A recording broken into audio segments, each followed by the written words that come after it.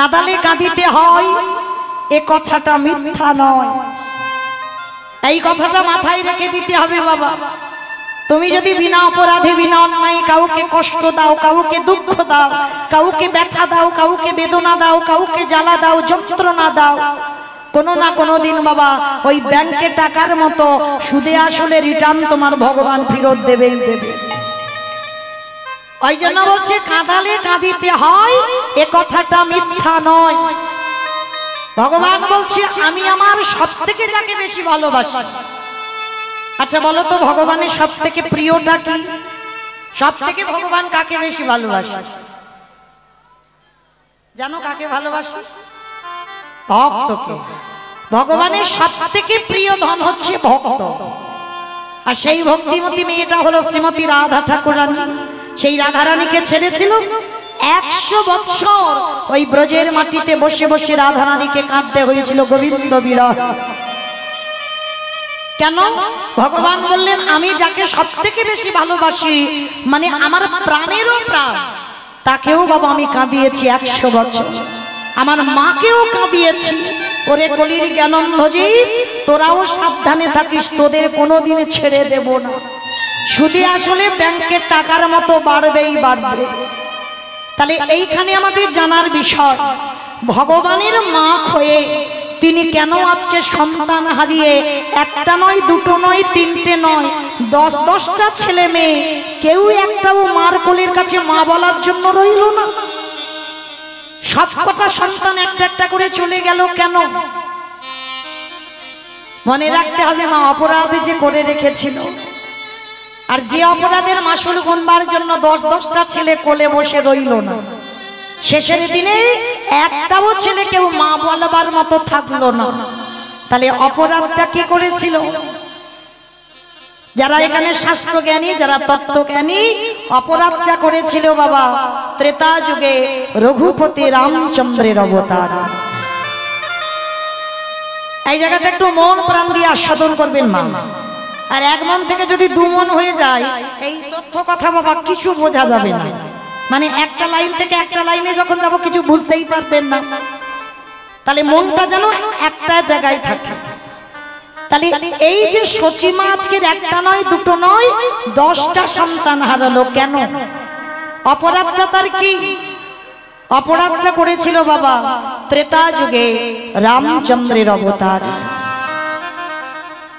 এই রামচন্দ্রের অবতারে বাবা রাজা দশরথের 3টে পাট রানী ছিল, মা কৌশল্যা, মা কৈকেয়ী, মা সুমিত্রা।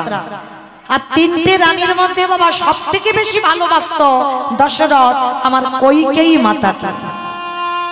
আর যখনই কৈকেয়ী মাতাকে বাবা এত ভালোবেসে ফেলেছিল, আর ওই কৈকেয়ী মা 2টো বর চেয়েছিল। কারণ বরটা এমনি এমনি চাইনি। কেন চেয়েছিল? কারণ দশরথ বাবা 2বার বলে রেখেছিল যে কৈকেয়ী তুমি আমার কাছে কি চাও বলো। কবে বলেছিল?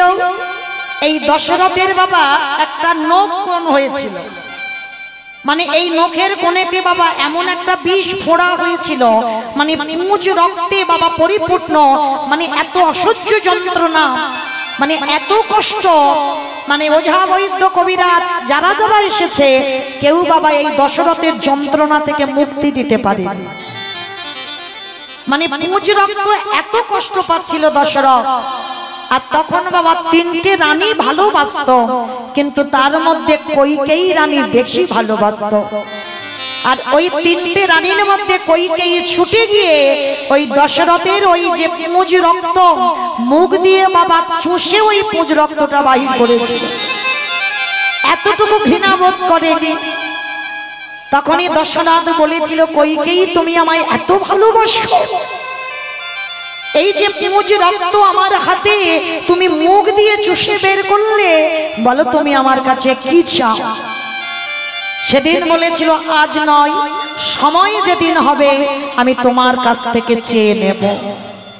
বেশ, এই একদিন বলেছিল। আরো একদিন বলেছিল। কবে?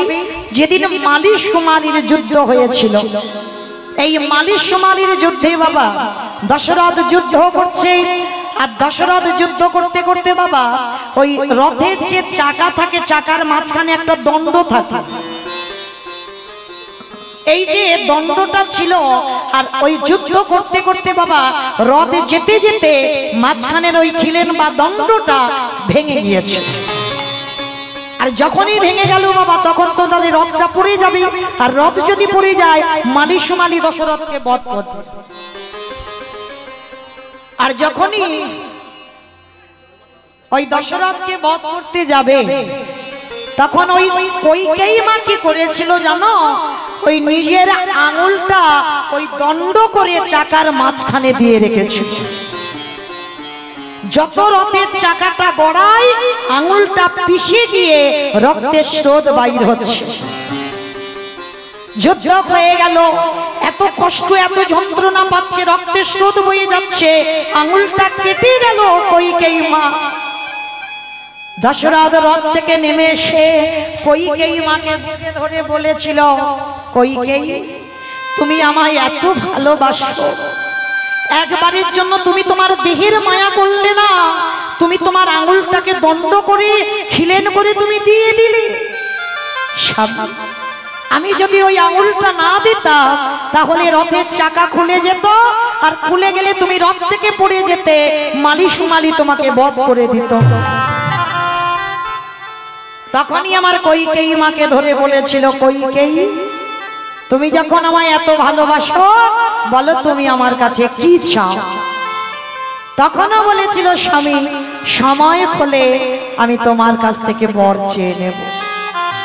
এই দুবার বলে রেখেছিল, আর এই দুবারের চাওয়াটা একদিনেই চেয়ে নিয়েছিল, যেদিন দশরথ ঘোষণা করেছিল রামচন্দ্র জ্যেষ্ঠ পুত্র রাজা হবে।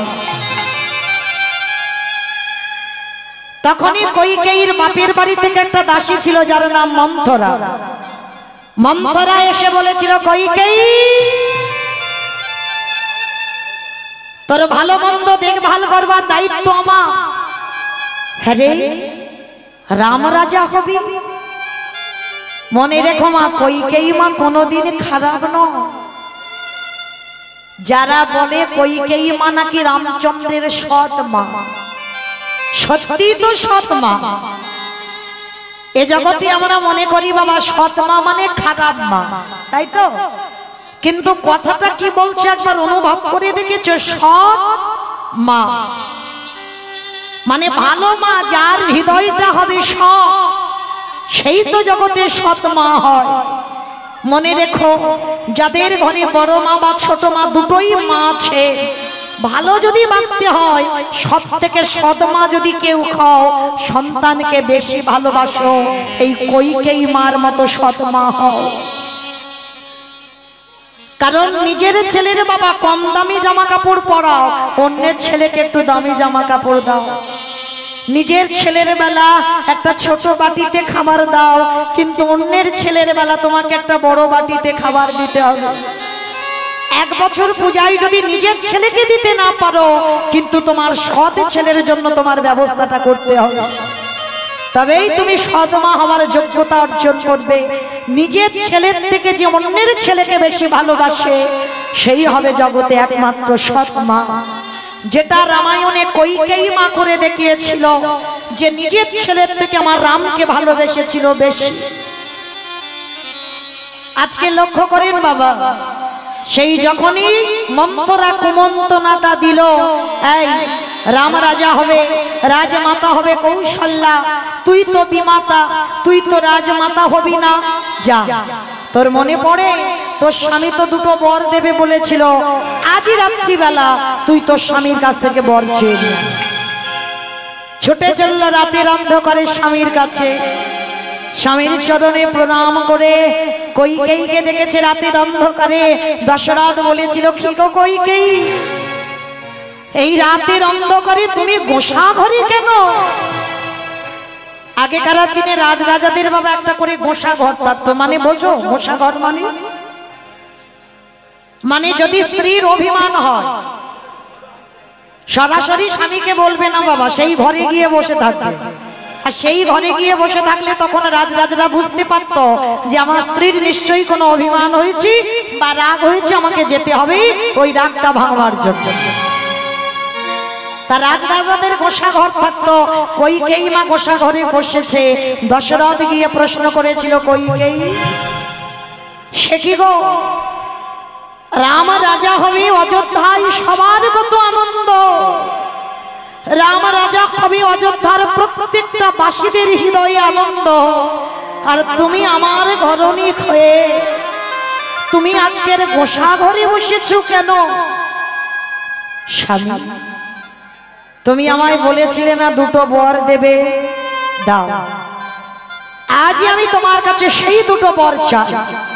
সে কি, রাম রাজা হবে এতদিন হয়ে গেল, তুমি চাইতে পারলে না, আজই দিতে হবে। হ্যাঁ, আজই এক্ষুনি আমাকে বর দিতে হবে। বলো কইকেয়ী তুমি আমার কাছে কি চাও? তুই সত্য করো, আমি তোমার কাছে যা চাইবো তুমি আমায় তাই দেবে। ত্রিসত্য করেছিল দশরথ। প্রথমেই বলেছিল, দিতে যদি হয় আমায় একটা বর দাও, যেন প্রথম বরে আমার ভরত যেন রাজা হয়। যেই না কথাটা বলা সঙ্গে সঙ্গে দশরথ শুনে বলেছিল, কইকেয়ী ও কইকেয়ী, তা তোমার ছেলে রাজা হবে, রাম কি আলাদা আর ভরত কি আলাদা? তা কিসের জন্য তুমি আজকে এমন করে বলছো যে তোমার ছেলে ভরত রাজা হবে? ঠিক আছে, তুমি যখন মেনে নিতে পারছো না যে রাম রাজা হবে না, হবে না, তোমার ভরতই রাজা হবে। শোনো, এটা তো প্রথম বর, আর দ্বিতীয় বর তোমাকে দিতে হবে। বলো রানী, কি দ্বিতীয় বর? আর এই দ্বিতীয় বর যদি দিতে হয়, এই দ্বিতীয় বরে দাও তোমার জ্যেষ্ঠ পুত্র রামচন্দ্র যেন 14 বৎসরের জন্য বনবাসী হয়। কইকেয়ী বলো,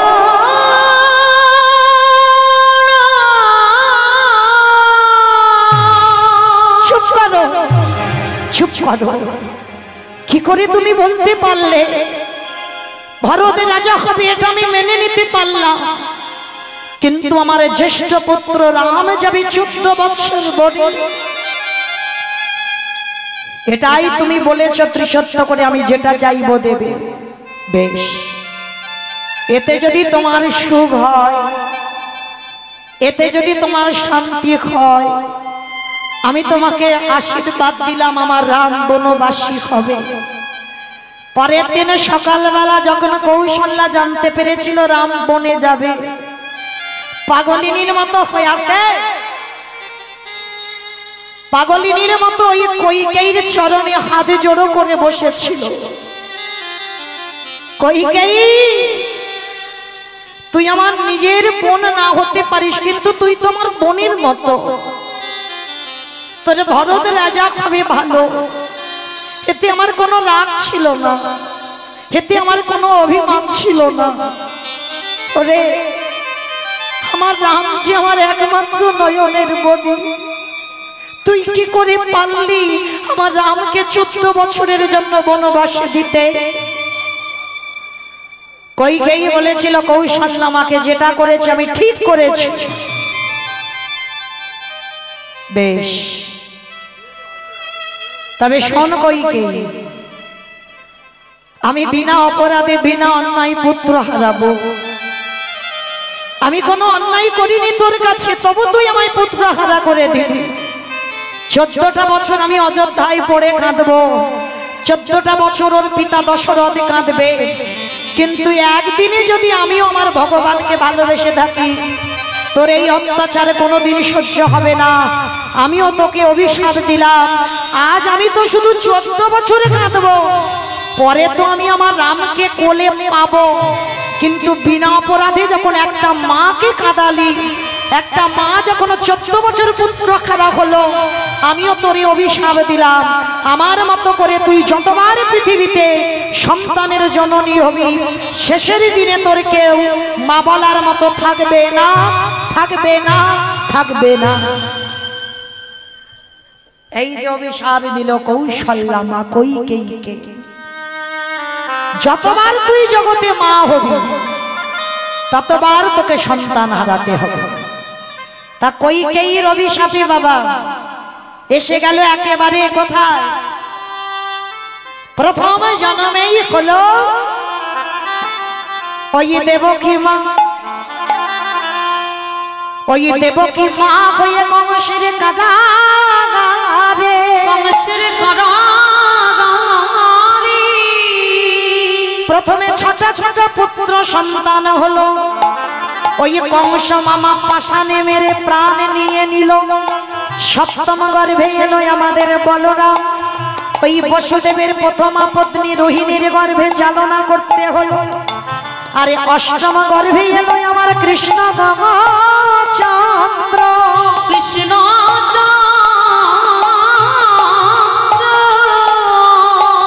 ওই ভাদ্র কৃষ্ণাষ্টমী তিথিতে বাবা বসুদেবে মাথায় করে নিয়ে লন্দারয়ে রেখে এলো। আসতে দেখেন প্রথম জন্মেই 8টা চলে গেল, কি মা গেল না হিসাব করি? 6টা মেরে দিল কংস। সপ্তম গর্ভ বলল নাশ হয়েছে, কিন্তু নাশ নয়, ওটা রোহিণীর গর্ভে চালনা করা হলো ভগবান কৃপা করে। আর অষ্টম গর্ভে কৃষ্ণ এলো, তাকেও বসুদেব নিয়ে নন্দালয়ে রেখে এলো। তাহলে কারাগারে দেবকী মার কাছে মা বলার মতো কেউ থাকলো না। আরে ওই দেবকীর দ্বিতীয় জন্ম হলো কোথায়? ওই দ্বিতীয় জন্ম হলো পুরী ধামে, জগন্নাথ ধামে। জগন্নাথ ধামে, জগন্নাথ ধাম পুরী ধামে জন্ম নিয়েছিল কে? ওই দেবকী মা দ্বিতীয়বারে জন্মালো, যার নাম হলো ইন্দ্রদম্ন রাজার ঘরণী, যার নাম হলো গুন্ডিচা মা। এই গুন্ডিচা মা সন্তান সন্ততি ছিল না বাবা। আমার জগন্নাথের কাছে প্রার্থনা করেছিল, হে জগন্নাথ কৃপা করে তুমি আমার পুত্র দাও, পুত্র দাও, পুত্র দাও। এইভাবে বাবা 18 বার বলেছিল, 18 বার, একবার দুবার বলেনি। তা জগন্নাথ আমার কৃপা করে গুন্ডিচার কোলে 18টা সন্তান দিয়েছিল। একটা নয়, দুটো নয়, 18টা ছেলে দিল। আর এই যে 18টা ছেলে দিল, একটাও ছেলে মা কৃষ্ণ ভক্ত হলো না। কোনটা জুয়া খেলে, কোনটা তাস খেলে, কোনটা নেশাগ্রস্ত, কোনটা মাতাল, কোনটা বাবা পরসঙ্গ, কোন নারী সঙ্গ, মানে একটাও ছেলে ইন্দ্রদম্নর ভালো ছিল না। তা ইন্দ্রদম্ন আর গুন্ডিচা কেঁদেছিল আমার জগন্নাথের কাছে, হে জগন্নাথ কৃপা করে সন্তান চাইলাম। সন্তান যখন দিলে তো এমন সন্তান দিলে যে সকাল হলে কান পাতা দায় হয়ে যাবে। তাহলে তুমি যদি জগতের নাথ হও, তাহলে তুমি একবার বলে দাও আমার এই 18টা ছেলে উদ্ধার পাবে কি করে? 18টা ছেলের মুক্তির পথ বলে দাও। তা এই মানতটা করে রেখেছিল যে 18টা ছেলে উদ্ধার পাবে কি করে। তাই ইন্দ্রদম্ন রাজা বেশ কিছুদিন চলার পর এখন তো বাবা পুরী ধামে গিয়ে দেখতে পাচ্ছেন, জগন্নাথ ধাম পুরী ধামে সরাসরি চলে যেতে পারছি। জগন্নাথ ধামে এখন বাবা 3টে রথ দেখা যায়, কিন্তু মনে রেখো এখন 3টে রথ, কিন্তু তখনকার দিনে জগন্নাথের 6খানা রথ ছিল। কেন? মাঝখানে বাবা ছোট্ট একটা নদী ছিল, নদীর ওদিকে ছিল বাবা 3টে রথ, আর নদীর এদিকে সে 3টে রথ। নৌকাতে করে জগন্নাথ পারাপার হতো। তো ইন্দ্রদম্ন রাজা মনে মনে করলো ভক্তরা যারা যাবে জগন্নাথ দেখতে তাদের নদী পার হতে হবে, কিন্তু না, এই নদী যাতে পার না হয় তার জন্য আমি রাজা ইন্দ্রদম্ন আমি সিদ্ধান্ত নেব আমি এই নদীতে একটা সেতু নির্মাণ করব। তা সেতু নির্মাণ করবে তো বাবা যতবার সেতু নির্মাণ হয় ততবার ওই একটা একটা করে বিম তৈরি হয়, একটা একটা করে থাম্বা তৈরি হয়, যতবার তৈরি হয় ততবার বাবা ভেঙে গুড়িয়ে যায়। কিছুতে বাবা একটা করে বিম আর তৈরি হচ্ছে না। জগন্নাথের কাছে ছুটে গেল ইন্দ্রদম্ন রাজা, প্রভু তুমি কি চাও না যে ভক্তরা সরাসরি তোমার কাছে আসুক? কিসের জন্য? ওই নৌকা পার হয়ে আসবে। আমি তো খারাপের জন্য চাইছি না, আমি ভালোর জন্য করছি, যেন একটা সেতু হয়, ভক্তরা যেন ওই সেতু পার হয়ে আসে। দৈববাণী করলো জগন্নাথ, শোনো ইন্দ্রদম্ন, সেতু তখনই তৈরি হবে যেদিন তুমি ওই প্রত্যেকটা ভীমের মাথায় যদি তুমি নরবলি দিতে পারো। মানে মানুষের মস্তক ছেদন করে তার মাথাটা ওই একটা করে থাম্বাতে দিতে হবে। আজও আছে বাবা অনেক অনেক জায়গায় নিয়মটা, যতবার ব্রিজ তৈরি করতে যায় ব্রিজ ভেঙে যায়, নরবলি দিতে হবে, আর নরবলি দিলে তবেই বাবা সেটা থেকে যায়। তো ইন্দ্রদম্ন রাজারও আদেশ দিল যে কটা তুমি ভীম তৈরি করবে তার মাথাতে নরবলি দিতে হবে, তবেই থাকবে। ইন্দ্রদম্ন রাজা চমকে উঠেছিল, হে জগন্নাথ, আমি কোথা থেকে পাবো নরবলি দেব? আমি কার মার বুক থেকে সন্তান কেড়ে আনবো? আর কোন মা বা দেবে এমন পুত্র? কার কাছে যাব আমি? চিন্তায় পড়ে গেল ইন্দ্রদম্ন। আর যখনই চিন্তা করছে, চিন্তা করতে করতে মনে মনে ভাবলো, তাই তো আমার নিজেরই তো 18টা ছেলে আছে। কত বড় ত্যাগ বাবা, এই জায়গাটা একটু আস্বাদন করে। লোকের বুক খালি করতে যাব কেন? আমার নিজেরই তো 18টা ছেলে আছে। আমার ওই 18টা ছেলেকে বলি দিয়ে আমি 18টা ভীম তৈরি করব। একটা একটা করে রাতের অন্ধকারে ইন্দ্রদম্ন রাজা নিজ পুত্র বলি দেয়, আর তাদের মাথাগুলো একটা একটা ভীমের উপরে রাখে। এইভাবে বাবা 17টা ছেলের মস্তক ছেদন হয়ে গেল, একটা সন্তান বাকি আছে। যখনই ছোট ছেলেটাকে নিতে গেল, গুন্ডিচামা ছোট ছেলেটাকে বুকে জড়িয়ে ধরেছি। স্বামী, তোমার কাছে কোনোদিন কিছু বলিনি, আমার একটা একটা করে, আমি জানি আমার ছেলেগুলো ভালো নয়, আমি জানি আমার প্রত্যেকটা ছেলে অসৎ, কিন্তু আমি কোনোদিন তোমার ধর্মের কাজে বাধা দিইনি। কারণ বাবা, যারা সহধর্মিণী হয় তারা জীবনে স্বামীর ধর্মের কাজে বাধা দেবে না। তো গুন্ডিচামা বলছে, কোনোদিন আমি তোমাকে প্রশ্ন করিনি, কোনোদিন আমি জানতে চাইনি যে আমার এতগুলো ছেলে তুমি বলি দিলে কেন। কিন্তু স্বামী, আমার এতগুলো সন্তানের মধ্যে একটা সন্তান রেখে দাও যে আমায় শেষের দিনে মা বলে ডাকবার মতো। সেদিন গুন্ডিচার কথা শুনে ইন্দ্রদম্ন বলেছিল, শোনো গুন্ডিচা, এতদিনে তুমি আমার কাছে প্রশ্ন করনি, কই খেতে চাওনি, তবে আজ যখন তুমি আমার ধর্মের কাজে হাত দিয়েছো, আজকে থেকে আমি তোমার সঙ্গ ত্যাগ করলাম।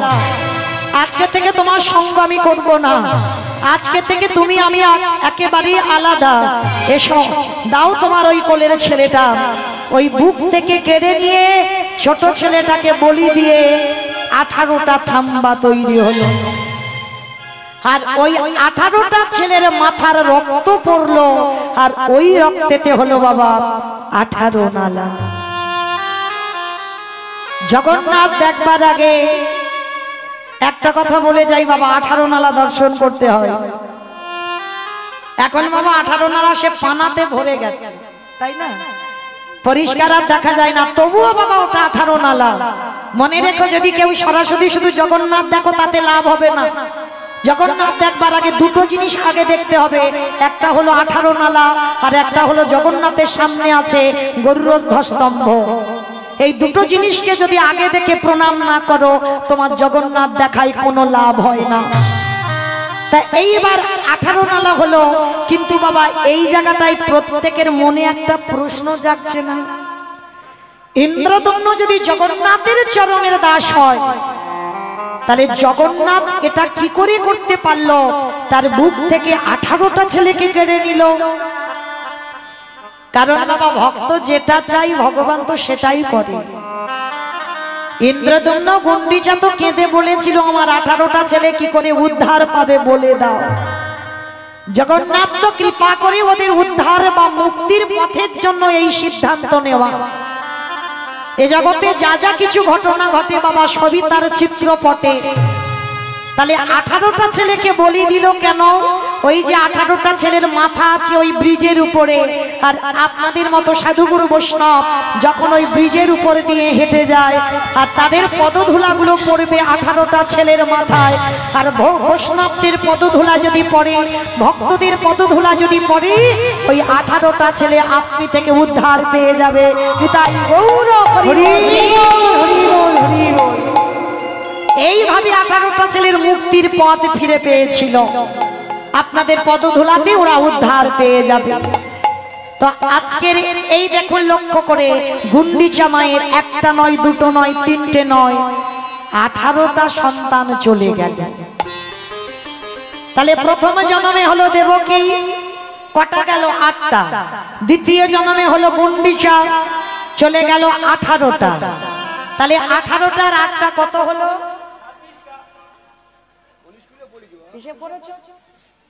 কটা হলো? কটা? বাহ, মানে অঙ্কের মাথা ভালো, তাই না? তাহলে 8টা 18টা হয়ে গেল। তাহলে এই যে 8টা 18টা হয়ে গেল, কিন্তু এখনো বাকি আছে বাবা। প্রতি জন্মে জন্মে ওই দেবকী মাকে কাঁদতে হলো। আরে তৃতীয় জন্ম হলো কোথায়? দুবার তো হয়ে গেল। তৃতীয় জন্ম হলো নদিয়ার নবদ্বীপে মাঝি, ওই নীলাম্বর চক্রবর্তীর কন্যা সচিমা। সচিমা ওই একটা নয়, দুটো নয়, তিনটে নয়, চারটে নয়, 10-10টা ছেলে হলো, মেয়ে হলো। কেউ শেষের দিনে সচিমাকে মা বলার মতো রহিল না। কি বাবা আছে? একটাও ছেলে শেষের দিনে সচিমাকে মা বলবার মতো। সচিমা 3 নম্বরে এলো। প্রথমে দেবকী, দ্বিতীয়বারে গুন্ডিচা, তৃতীয়বারে সচিমা। আর সচিমায়ের একটা নয়, দুটো নয়, প্রথমেই 8টা মেয়ে হলো। তাহলে মরলো কি করে 8টা মেয়ে? অদ্বৈত আচার্য গোসাই 12 বছর তুলসী ভাসিয়ে আমার কৃষ্ণকে গৌর করে এনেছিল। কিন্তু যখন তুলসী পত্র ভাসালো, সচিমা যখন সেবা করলো, তখনই ওই অদ্বৈত আচার্য বুঝেছিল প্রভুর আসবার সময় হয়েছে। 12 বছর তুলসী ভাসালাম, তুলসী কোথাও গেল না, কিন্তু সচিমার গর্ভে বিলীন হলো কেন? তার মানে নিশ্চয় ওই মেয়েটারই গর্ভে আসবে। কিন্তু আমার ভগবান একবারও বলে দেয়নি আমি কত নম্বর গর্ভে যাচ্ছি। কি বাবা, ভগবান এইটা তো বলে দেয়নি যে আমি কত নম্বর গর্ভে যাব। প্রথমেও আসতে পারি, মাঝখানেও আসতে পারি, শেষ গর্ভেও আসতে পারি, কিন্তু ভগবান এটা বলেনি। তো অদ্বৈত আচার্য মনে মনে ভাবছে, প্রভু তুমি না বললে কি হবে, আমি যাচাই করে নেব কত নম্বর গর্ভে তুমি আসবে। কি করে যাচাই করব? সচিমার কোলে যে কটা সন্তান আসে, প্রত্যেকটা সন্তান হয়। অদ্বৈত আচার্য খবর পেয়ে ষষ্ঠাঙ্গে সে দণ্ডবত প্রণাম করে। অদ্বৈত আচার্য গোসাই যেমন তেমন ব্যক্তি নন, যার নাম হচ্ছে মৃত্যুঞ্জয়। আমার মৃত্যুঞ্জয় কোন ঠাকুরকে বলে? শিব। শিব ঠাকুরের নাম হলো মৃত্যুঞ্জয়। কেন না, যেটা কৃষ্ণ করেনি বাবা, সেটা আমার বাবা ভোলানাথ করে দেখিয়েছে। আমার ভগবান তো 125 বছর বয়সে জরাব্যাধের তীরে দেহত্যাগ করেছিল, কিন্তু বাবা ভোলানাথ সত্য, ত্রেতা, দ্বাপর এই 3 যুগে একই শিব হয়েছিল। মানে মৃত্যুকে জয় করলো বলে ওনার নাম হলো মৃত্যুঞ্জয়। তো আজকে সেই পরম বৈষ্ণব বাবা ভোলানাথ, বাবা যদি একদিনের একটা শিশুকে প্রণাম করে, গ্রহণ করতে পারবে? ধরতে পারবে? ওই একজন বৈষ্ণবের প্রণাম গ্রহণ করবার ক্ষমতা সচিমায়ের 8টা মেয়ের হয়। একটা একটা করে প্রণাম করে সচিমার কোলে একটা একটা করে সন্তান মারা যায়। নবম গর্ভে বিশ্বরূপ এলো, তাকেও প্রণাম করলো। 16 বৎসর মাত্র ছিল, ওকেও চলে যেতেই হলো। আর ছোট ছেলেটা যেই না এসেছিল, আমার সচিমা ছোট ছেলে নিমাইটাকে আঁকলে ধরে রেখেছে। কেন? জেনে গেছে যে অদ্বৈত যদি প্রণাম করে আমার ছোট ছেলেও থাকবে না। তো সচিমা কি করেছে, সব সময় আড়াল করে রাখতো নিমাইকে। কিন্তু মা, আপনারা তো মা, কতদিন ছেলেকে আঁকলে রাখবেন? 1 বছর, 2 বছর, 3 বছর, 4 বছর, 5 বছর, এরপরে তো ছেলেকে খেলতে দিতে হবে। তো সচিমা সবসময় নিমাইকে কোলে করে নিয়ে ঘুমিয়ে থাকতো, আর যদি বা ঘুমাতো নিমাইয়ের কোমরে মার আঁচলটা বেঁধে রেখে দিত। কে গো মায়েরা, তোমরা মাঝে মাঝে করো না ছোট ছোট ছেলেদের? এত দুষ্টুমি করি বাবা, দেখবেন গ্রিলের উপরে বাবা দড়ি দিয়ে বেঁধে রেখেছে। আবার ঘুমানোর সময় ছেলে যাতে অন্য জায়গা চলে না যায়, মার কোমরের আঁচল নিয়ে ছেলের ঘুমশিতে বেঁধে রাখে না। এক একটা ছেলে এত দুষ্টু আছে। তো নিমাই তো বাবা ছোটবেলা থেকে এত দুষ্টুমি করে, সচিমা আঁচলটা বেঁধে রেখে ঘুমায়। কিন্তু ভগবানে মনে মনে বলল, মা গো, আমি তো শুধু তোমারই জন্য আসি না, আমারই জন্য কত যোগী মুনি ঋষি যুগ যুগ ধরে কাঁদি, যুগ যুগ ধরে কাঁদি। অদ্বৈত আচার্য গোসাই চিনতে পারছে না, আমাকে ধরা দিতে হবে। মার কোল থেকে দুপুরবেলা উঠেই নিমাই সুরধ্বনির তীরে হরিনামের খেলা খেলছে। অদ্বৈত আচার্য দেখতে পেয়েছে, এই তো সুযোগ। কোনদিন নিমাইকে প্রণাম করা হয়নি, ওর আটটা দিদি আমার প্রণামে মরে গেছে, ওর বড় ভাইকে প্রণাম করেছি, জেনে গেছি ও ভগবান নয়, কিন্তু এবার নিমাই বাকি আছে। দেখি তো, এই তো সুযোগ, একবার ওর পায়ের ধুলাটা নিয়ে। অদ্বৈত আচার্য যিনি ত্রিলোকের বড় বৈষ্ণব, পিছন থেকে এক পা দুপা করে গিয়ে নিমাই যখন হরিনাম করছে, আর পিছন থেকে গিয়ে বাবা একেবারে মাটিতে শুয়ে পড়ে নিমাইয়ের চরণে মাথাটা একেবারে দিয়েছে। আর যেই না নিমাইয়ের চরণে অদ্বৈতের মাথাটা পড়ল, সঙ্গে সঙ্গে 5 বছরের নিমাই ওই চরণটা তুলেই অদ্বৈত আচার্যের মাথার উপরে তুলে। আর জানতে বাকি থাকে বাবাকে ভগবান। 8টা দিদি জন্মেছে, তারা আমার প্রণামে মরে গেল। বিশ্বরূপ এলো, আমার মাথায় পা দেবার ক্ষমতা থাকলো না, কিন্তু 5 বছরের নিমাই ও আমার মাথায় পা তুলে দিল। মানে কি? অদ্বৈত আচার্য চরণটা জড়িয়ে ধরেছে। সত্যি করে বলো তুমি কে এসেছো? সত্যি করে বলো তুমি কে? নিমাই অদ্বৈত আচার্যের হাত দুটো ধরে বলছে, আরে ছাড়ো ছাড়ো ছাড়ো। তখন আমার অদ্বৈত আচার্যের বয়স ছিল 57 বছর, কারণ মহাপ্রভুর থেকে 52 বছরের বড়। তাহলে নিমাই পণ্ডিতের বয়স 5, অদ্বৈত আচার্যের বয়স হলো 57 বছর। যেই না প্রণাম, নিমাই তুলে বলছে, কি গো, চিনতে পেরেছো? তুমি যে ওই যাদবাই মাধবাই কেশবাই বলে তুলসী পত্র ভাসিয়েছ, আমি ব্রজধাম ত্যাগ করে নদিয়ার মাটিতে এসেছি শুধু তোমার জন্য। চরণটা জড়িয়ে ধরে হা গৌর প্রাণ গৌর বলে অদ্বৈত আচার্য নয়নের জলে দিয়ে চরণ ধৌত করে দিল। আর যখনই চরণ ধৌত করে দিল, অদ্বৈত আচার্যকে বুকে ধরে বলছে, কেঁদো না, আমি তো এসেছি তোমার জন্য প্রভু। সেই যদি এলে, এত দেরি করে এলে কেন? 12 বছর ধরে তোমার জন্য কাঁদলাম, আমার তো প্রাণটা চলে যাবো ভাব, এত দেরি হলো তোমার আসতে। কেঁদো না প্রভু। মায়েরা, এদিকে ভক্ত ভগবানের মিলন হয়ে গেল, আর ওদিকে সচিমার ঘুম ভেঙে গিয়ে অঝর নয়নে কাঁদছে। কেন কাঁদছে? মায়েরা, একটা কথা মনে রাখবে, সন্তানের মঙ্গল আর অমঙ্গল কে বুঝতে পারে? মা। এই মা ডাকটা খুব ছোট ডাক, খুব ছোট ডাক মা। প্রত্যেকটা অক্ষর দেখেন বাবা 2টো করে আছে, 3টে করে আছে, কিন্তু মা ডাকটা এমন শুধু একটাই অক্ষর। ভগবান বললেন, মা নামে সুধা ঝরে, মা নামে সুধা ঝরে, মা বড় সুধার সমান, ডাকিলে জুড়াই আইসে পড়া। মা ডাকার সঙ্গে সঙ্গে হৃদয়টা তুলে ওঠে। আর যেই না ওই সচিমা বুঝতে পেরেছে আমার নিমাই আর আমার কাছে থাকবে না, ওদিকে ভক্ত কাঁদছে, ভগবানের চরণে জল পড়ছে, আর এদিকে সচিমা বুঝতে পেরে গেছে ছেলে আর আমার নয়।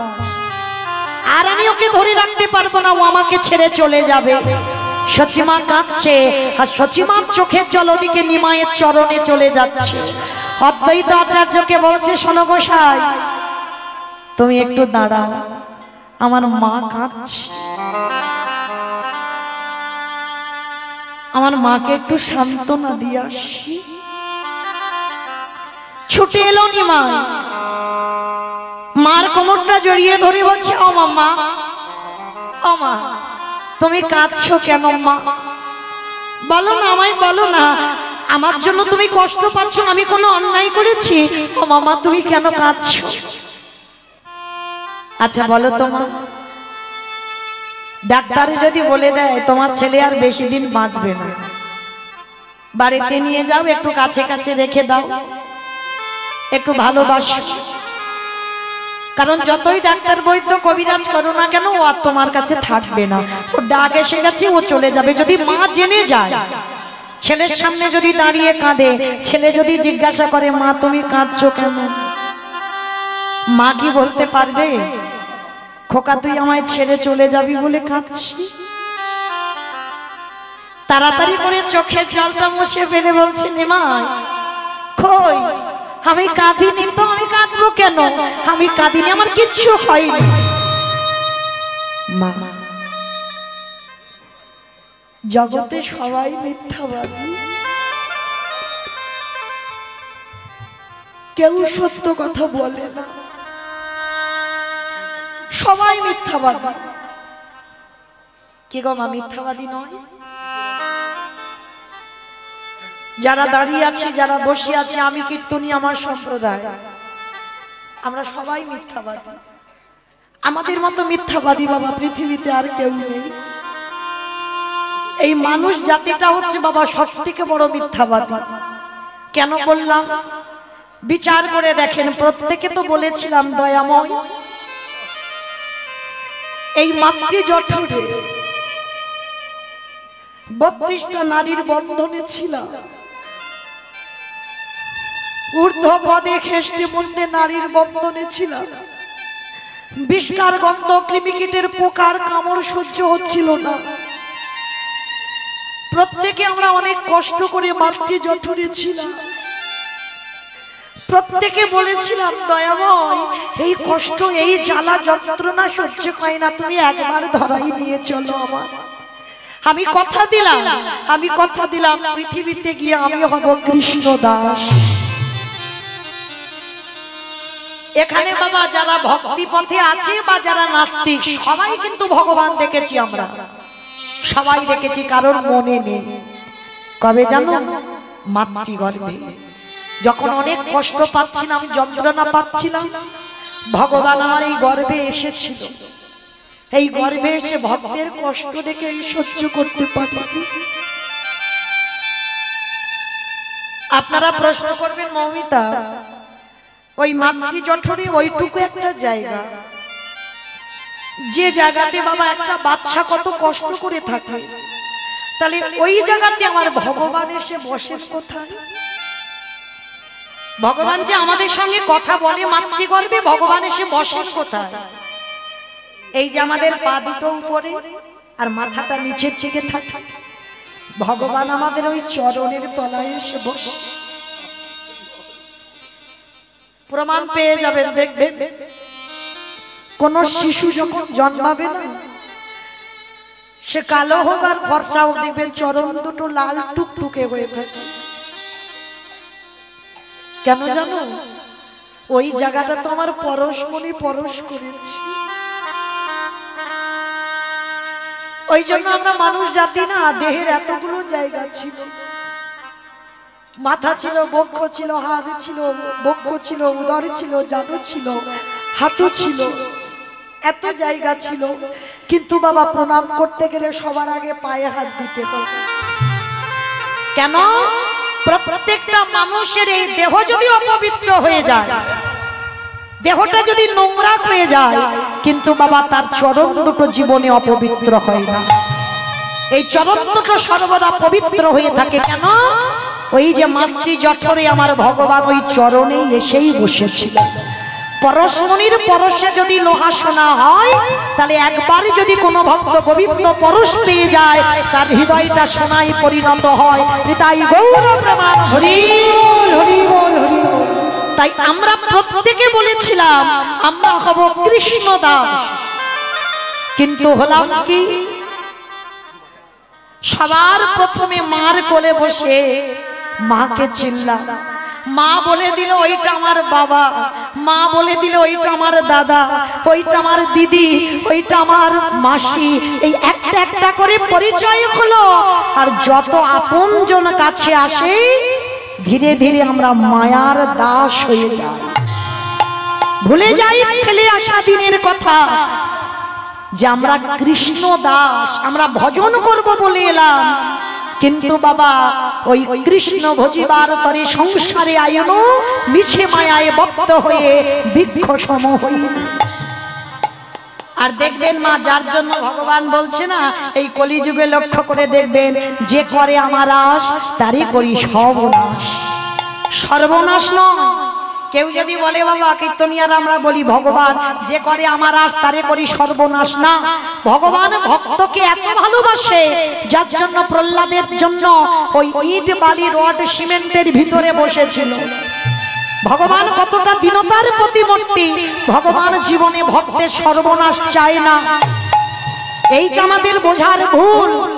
ভগবান বলছে যে করে আমার আশ তারে করি সব নাশ। সব নাশ মানে কি? প্রথমে যদি বাবা দেখবেন তুমি একটা গোপাল সেবা করছো না, দেখবে তুমি মেয়েকে বিয়ে দিয়েছো, মেয়ের বাড়ির অনুষ্ঠান হবে, সেই মেয়ের বাড়ি দেখবে 3 দিন আগে থেকে বলবে মামা তুমি এসো না, আমার বাড়ির অনেক কাজ আছে। আর যেদিন থেকে তুমি ভক্তি পথে যাবে, মেয়ে বলবে মামা তোমার 3 দিন আগে আসতে হবে না, কারণ তোমার জন্য আলাদা হাঁড়ি চাই, আলাদা গ্যাস চাই, আলাদা ঘর চাই, তুমি সেই দিনের দিনে এলে হবে। কেন? কারণ মা তো কৃষ্ণ ভজনের পথটা ধরেছে। তাহলে জগতে শিখে নাও, প্রথমেই তুমি যদি ভক্তি পথে নামো, তোমার আপনজনকে ভগবান সব নাশ করে দেবে। যাদের যাদের সঙ্গে তোমার রক্তের সম্পর্ক আছে ভগবান নাশ করবে।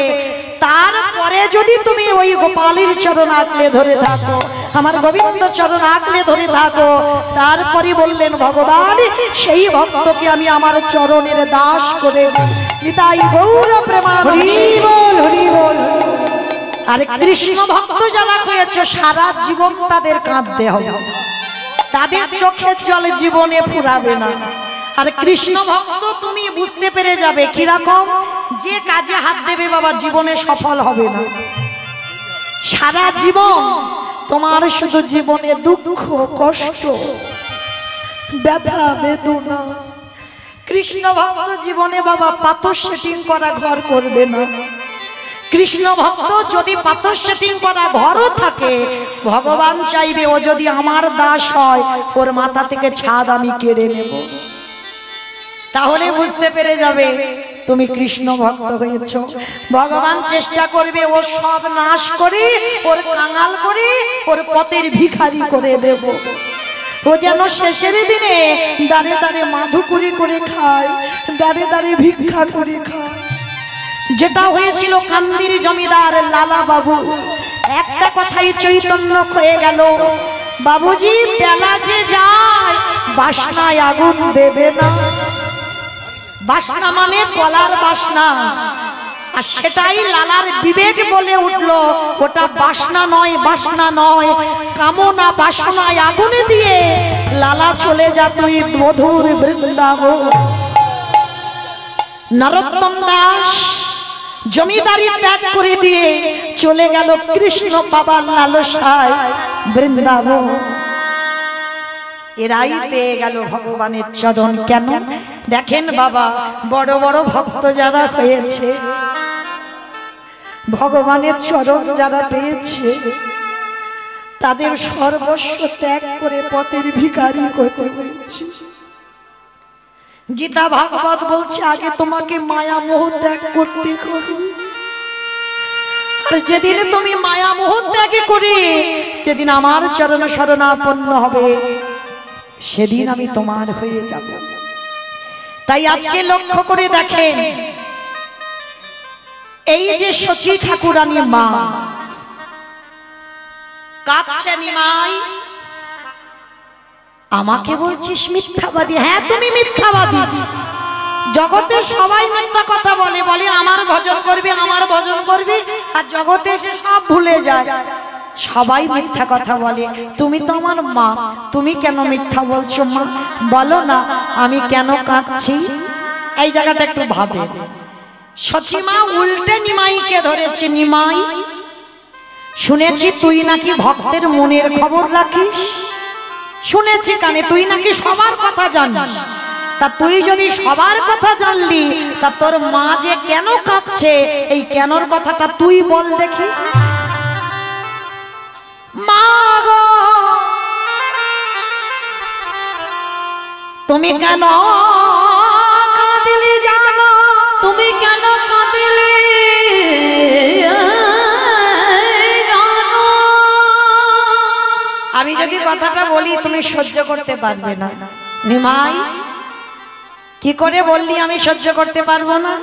তোর একটা দিদি মরে গেল, হৃদয়টা কেঁদে কেঁদে পাষাণী হয়ে আছে। তোর বড় দাদা এলো, ওরও যা ভাবগতি ও চলে যাবে।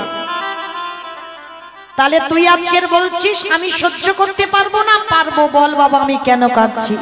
ওগো মা গো, তুমি জেনে গেছো তোমার ওই নিমাইয়ের যেদিনে 24 বছর বয়স হবে, তোমার নিমাই আর তোমার কাছে থাকবে না। তোমার নিমাই সর্বস্ব ত্যাগ করি, সর্বস্ব ত্যাগ করি ওগো মা গো, ওগো মা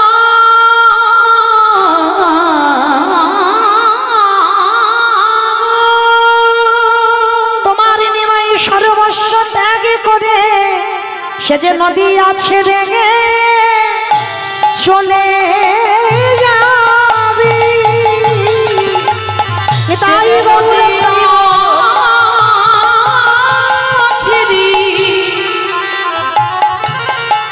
ছেড়ে চলে যাবে, সে যে সর্বস্ব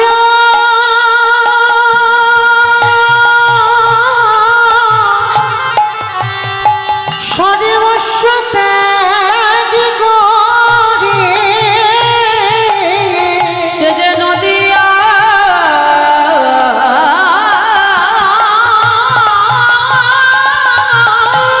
ছেড়ে, নদিয়া ছেড়ে চলে যাবে। কিন্তু মা গো, ওগো মা গো, তোমার চরণ ছুঁয়ে আমি কথা দিলাম, আমি কথা দিলাম, তুমি যতদিন নাই আমারে চলে যেতে বলবে, চলে যেতে বলবি, আমি তোমার চরণ ছেড়ে কোথায় যাব না। আমি এই কথা হৃদয় বল, হরি বল, হরি বল।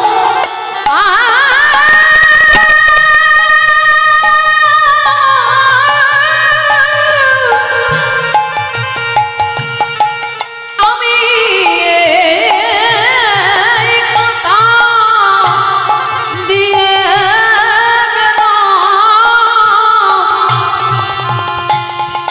আমি এই নদিয়া ছেড়ে নানা কথা যাব না। কি বললাম মা, তুমি যতদিন না বলবে যে নিমাই চলে যা, ততদিন আমি তোমার চরণ ছেড়ে যাব না। আর শোনো মা, যেই না বলেছে আমি যাব না, সঙ্গে সঙ্গে শচী মা মুখটা চাপা দিয়েছে, চুপ কর, তোকে চলে যেতেই হবে। ওমা, আমি তোমার কোলে আছি, তুমি এত কাঁদছো, আর যেদিন তোমার কোলে থেকে চলে যাব সেদিন তো কেঁদে কেঁদে পাগলিনী হবে।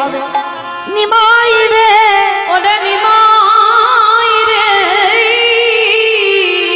যেদিন তুই তুই চলে যাবি নদী আছে রে, আমি কাঁদেব বটে, আমি কাঁদেব বটে, কিন্তু সেই কান্না হবে আমার আনন্দের কান্না, আনন্দের কান্না।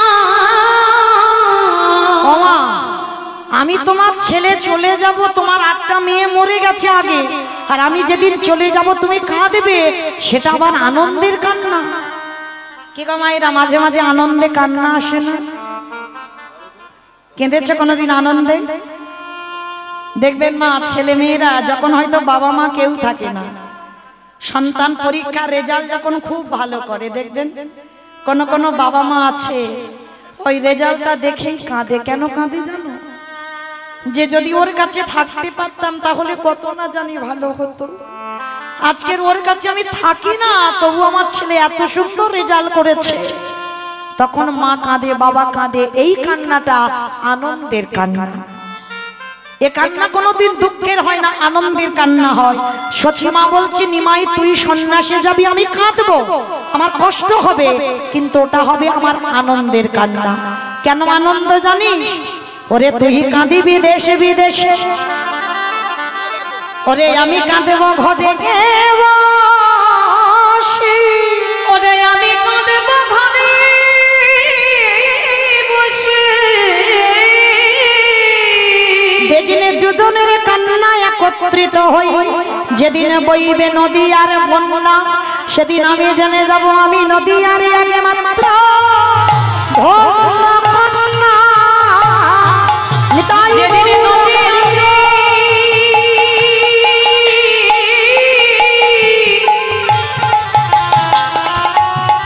বইবে প্রেম বন্যা, সেদিনে আমি হব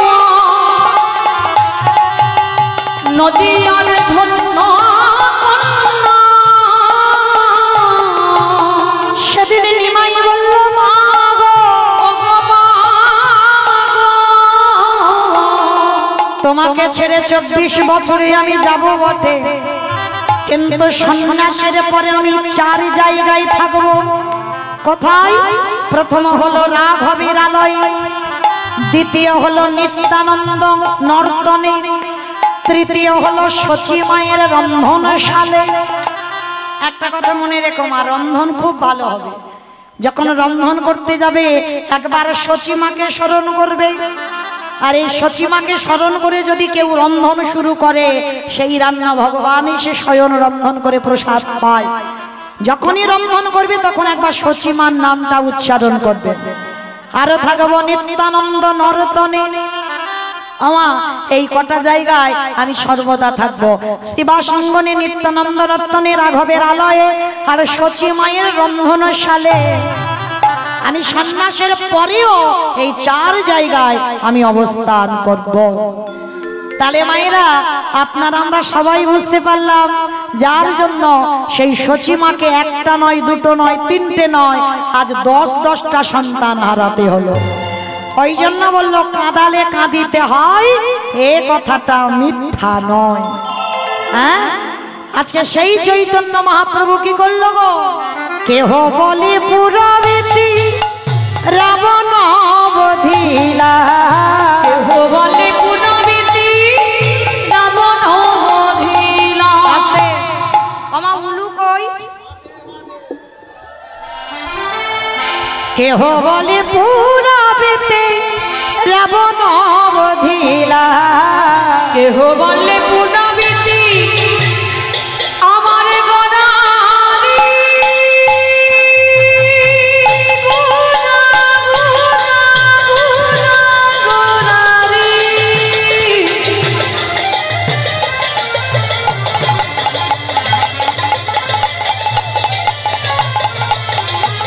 ওই নদীয়ার চাঁদ গো,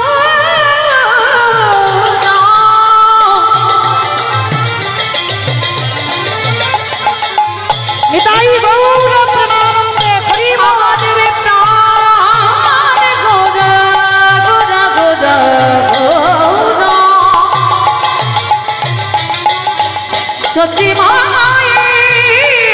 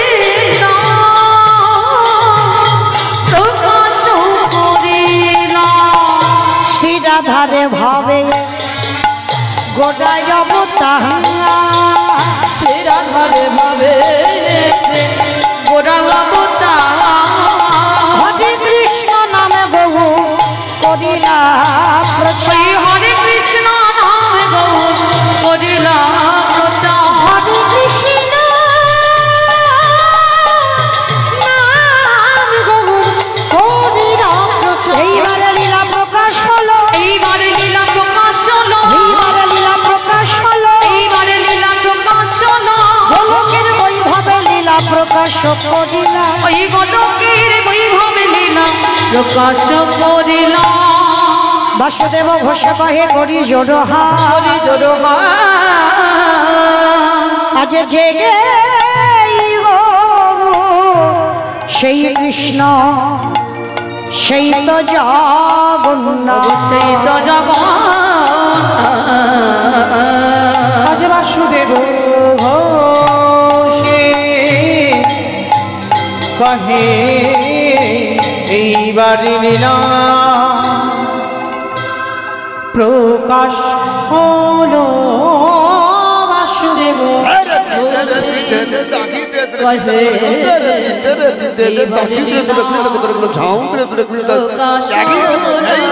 বাসুদেব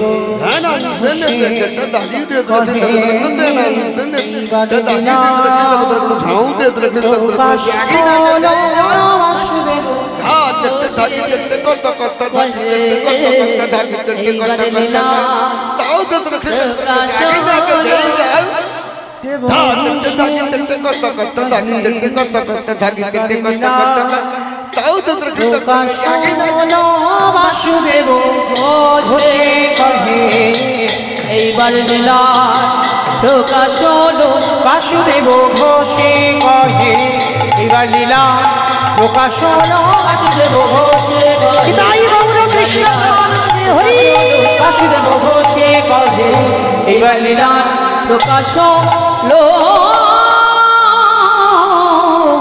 ওগো বাসুদেব ঘোষে কহে জানি তাই চলুন এবার আমরা সবাই এই স্থান পরিত্যাগ করে চলে যাব মধুমাস ধাম বৃন্দাবন ধাম। ততক্ষণ যখন নবদ্বীপে ছিলাম সবাই মিলে একবার প্রেম সে বলেন তো গৌর সুন্দরী কি ধ্বনিটা হলো কি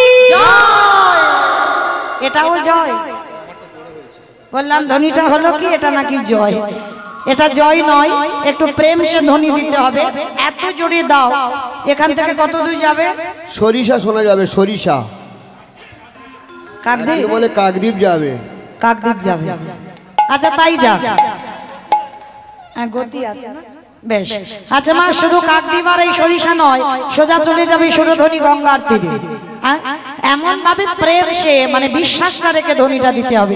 আচ্ছা আগে যাদের যাদের হাতগুলো আছে আজকে তো প্রথম দিনের হরিবাসর আবার কালকের কীর্তন হবে তার মানে আজকের আমি প্রথম দিন একটু রিহার্সাল দিয়ে যাই কালকের একটু ফাইনাল হবে কেমন কই দেখি সবাই মিলে হাত দুটো তোলো তো দেখি একবার বাহ সবাই একসঙ্গে প্রত্যেকে বলবেন কেমন ওই জায়গাটা যেন একটু ধসে মতো গেল তাহলে একটু সবাই সম্পূর্ণ যারা ইউটিউব করছে ওদের দেখাও আমার দেখাতে হবে না হরি বল কারণ মা কেন বলছি তোমাদের দেখাতে জানো আমার সঙ্গে সঙ্গে তোমাদেরও দেখাবে দুদিন পরে ওরা সব মোবাইলে দেবে সব নেটে দেবে তাহলে বাবা তখন বোঝা যাবে কার হাত উঠেছে আর কার ওঠে কেমন সেইভাবে হাতগুলো তুলবে সবাই একসঙ্গে বলবে গৌর সুন্দরী কি নবদ্বীপের ধাম কি সচির নন্দন কি বিষ্ণু প্রিয়া কি নিতাই চাঁদি কি ভক্তবৃন্দ কি হরিবাসন ধাম কি সাধু গুরু বৈষ্ণব কি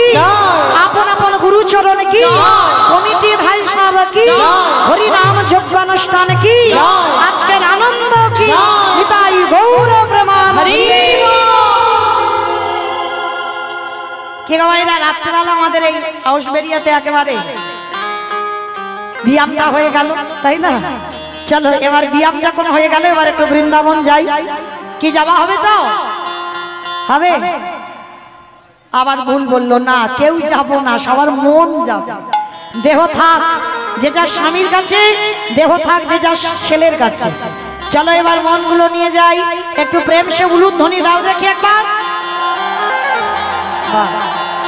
বৃন্দাবনী ধামিয়া পার জপি যা রাধি রাধি ও রাধি अलवेली सरकार जपी जा राधे राधे वृंदावन धाम अपार जपे जा राधे राधे ओ राधे अलवेली सरकार भजे जा राधे राधे वृंदावन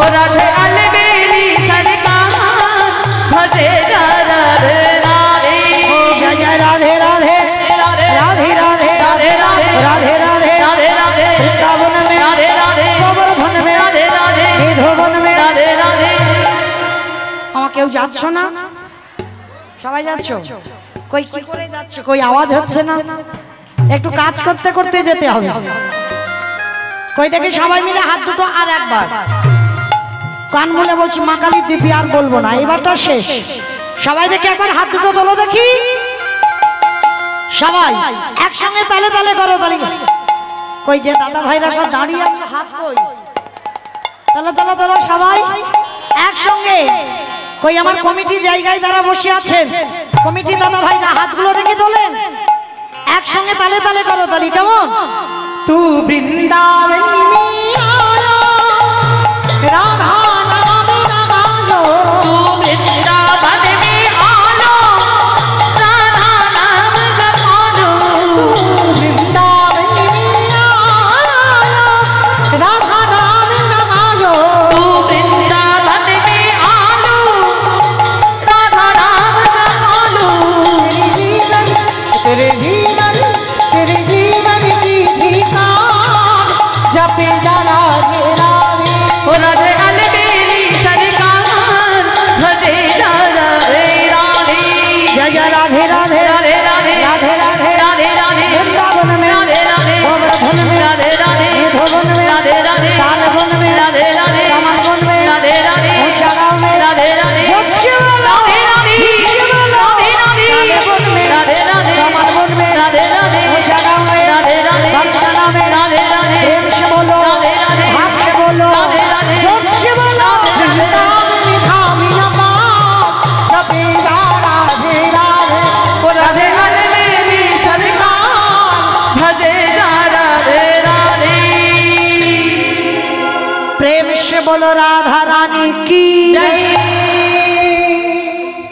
জয়টা হলো হলো না এত জোরে আচ্ছা মা তোমাদের আউসবেড়িয়াতে ওই শাশুড়ি বৌমাতে ঝগড়া টগড়া হয় না খুব হয় আমিও তো দক্ষিণের মেয়ে আমি ভালো জানি এটা হয় প্রত্যেকের ঘরে কম বেশি আচ্ছা সেইভাবে গলাটা একবার বের করো তো থেকে জোরে বলো রাধা রানী কি